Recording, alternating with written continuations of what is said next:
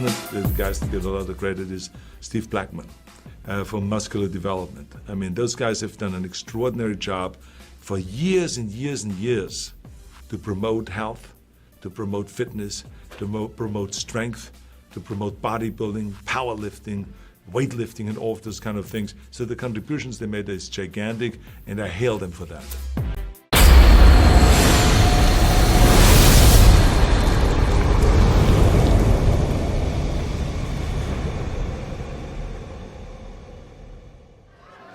Ron Harris here from MuscularDevelopment.com, along with Giles, Tiger, Thomas, all the way from the UK to help us cover the Arnold Classic here in Columbus, Ohio. Coverage brought to you by High-Tech Pharmaceuticals. So we just wrapped up the meet and greet, did a bunch of interviews and so on and so forth, and now it all begins. The competition begins tomorrow. We're not going to see the Open until Saturday, but let's talk about the Open first. Who's your heavy pick for the win? Getting straight to it there, Ron. Yeah, well, they're going to kick us out soon, so we got to hurry up. I think things have changed tonight. Yeah? You were interviewing Rowley. I was watching you interviewing Rowley. Rowley got mad. Yeah, a few people have been talking, and they're saying, no, Rowley's really pulled it in, because I'll be honest, when we did the preview last week, I'd written him off. Yeah. I maybe didn't even have him top three. Right. And now he's kind of right back in the mix. I was talking to one of the coaches from Q8, and they were saying, no, he's really sucked it in. And this wasn't Rowley's coach that said this either. I thought it was going to be a two-horse race between the defending champion, William Bonac, and I thought Brandon Curry is really going to step up this year, and I think he could have been a favourite for the win. So, top three. Cedric, there goes Cedric Chameleon. Okay, another possible win. Cedric there, so I was like, what the hell's that? So, sorry, you guys just threw me there completely. Yeah, I mean, I don't think there's really a favorite. You got William Bonac coming back. He won it last year, beat Dexter fair and square. You know he's going to, well, okay, you disagree. But anyway, he's consistent. You know he's going to be in shape. Josh Lenardowicz, you know he's going to be in shape. He's massive. He's going to be at 280 pounds.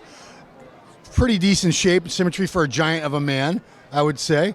You got Cedric Chameleon, who just walked by and kissed you. Won this show 2 years ago. Cedric usually looks better in the spring shows than he does in the fall shows. Victor Martinez. Stranger things have happened. Victor, I haven't seen, we interviewed Victor, and I can sort of gauge people's condition by the face and different things, and I haven't seen Victor look like this in years. I honestly think he's going to surprise a lot of people. We just have so much great talent. This is almost like an Olympia. Luke Sando from the UK, also going to be one of the top guys here. 260, 5'8". 265. 260 at 5'8". And obviously Brandon Curry on the rise. Yes. Top 5 at the Olympia. He's been doing better and better ever since he went back to Kuwait and stayed there for a long time. You know, he's been winning shows. He's been coming up in the Olympia.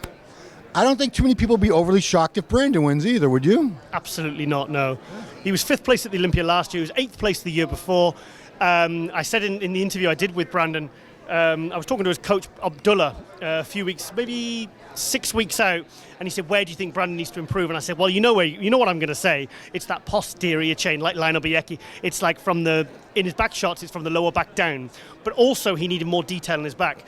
I think a few days later, or maybe a week later, Abdullah sent me some photos at 4 weeks out, and what I saw in those pictures was better than what I saw on stage at the Olympia last year. Yeah. So they've really been gunning hard for those improvements. So I really do believe if he's brought up those areas as much as they translate in the photos, and maybe even got even sharper, it's tough. So, geez, I mean, there's not many slouches in this lineup. This is a hell of a lineup. Steve Kuclo, who we couldn't interview because he's under contract, still with someone else, but he was 5th place this show. Steve's a big guy, great shape. You know, I don't necessarily have him in the running for a win, but I really think he's going to be up there. He's going to be first call out if he's looking the way he looked last year. What's going on? We didn't get to see any of the classic guys. I didn't see one classic guy in this meet and greet. Did you? No, it was no classic. Yeah, but classic, the heavy favorite has to be George Peterson III. George was 3rd place at the Olympia 2 years in a row. The only people that have been able to beat him for the past couple years have been Breon Ansley and Chris Bumstead, neither of which are here this weekend in Columbus. So If you guys have been following along all the videos, we've been posting a ton of update and training and posing videos that his coach Justin Miller sends to me. And the condition that guy was in 4 or 5 weeks ago, I bet you is better than 90% of the people are going to show on stage this weekend. Oh, so you just stopped talking? Yeah, I should have just had a question lead into that. But what do you got for Classic? Because there are some good names in there. George Peterson. Like you said, he's been in condition now for 5-6 weeks. I mean, he's been so consistent, I mean, almost daily with his updates, and you can just see him getting better and better, drier, and I just can't see anybody beating him in this lineup. Yeah. I mean, we got some great people. Like I said, we got Steve Laureus, if that guy shows up in shape, deadly. The new young kid, Keon Pearson, mentored by Flex Wheeler. Wesley Vissers is walking around looking leaner than I remember ever seeing him. How big was his team? Yeah, Wesley Vissers, the classic C competitor, and he has his vintage genetics company. He has an entourage of about 6 or 7 people, camera crews. Three cameras, I think about 10 people. When I saw him from the lift, I thought, oh, it's Arnold. Arnold's come down from floor 10. and it kind of was Arnold, but yeah. A young version. Yeah. So regardless of how he does in the actual competition, he's killing it in the social media game and the business side of things and followers and fans, which is equally, if not more important these days than how well you do in competitions anyway. But yeah, we're not going to see these guys on stage, the open guys, till the day after tomorrow. But it's going to be an amazing show, packed with talent, not much lesser quality-wise than the Olympia 6 months ago. I'm looking forward to it very much. How about you, Giles? Yes. Yeah. If we sound a little faded, it's been a lot of interviews in a short amount of time. But please stay here on musculardevelopment.com. We got all the coverage. We're going to have interviews, a little bit of stage footage for you, contest photos. Everything you need is going to be right here, musculardevelopment.com.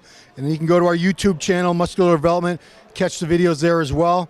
It's going to be an excellent weekend in Columbus, and we're going to rock it for you guys. So please stay right here.